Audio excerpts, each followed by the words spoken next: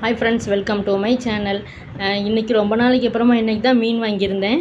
நான் எப்போவுமே மீன் வாங்குகிற மீன்கார சச்சி வருவாங்கன்னு கொஞ்சம் நேரம் வெயிட் பண்ணி பார்த்தேன். தெருவில் வரவே இல்லை. சரின்னு சொல்லிட்டு நடுக்கடை தெருவில் போய் எங்கள் வீட்டுக்காரங்க வாங்கிட்டு வந்திருந்தாங்க. பாறை மீன் தான் வாங்கியிருந்தாங்க. சின்ன சின்ன பாறை தான். 3 பாறை மீன் வந்து 200 சொல்லி 125 வாங்கிட்டு வந்திருந்தாங்க. வாங்கி அங்கேயே கட் பண்ணி வாங்கிட்டு வந்துட்டாங்க. நான் க்ளீன் பண்ணி குழம்பு மட்டும் தான் வைக்கணும். 3 தலையையும் போட்டு ஒரு 2-3 துண்டையும் போட்டு குழம்பு வச்சுட்டேன். காலையில் என் பையனுக்கு பீட்ரூட் சோறாக்கி முட்டையை வச்சு கொடுத்து விட்டாச்சு.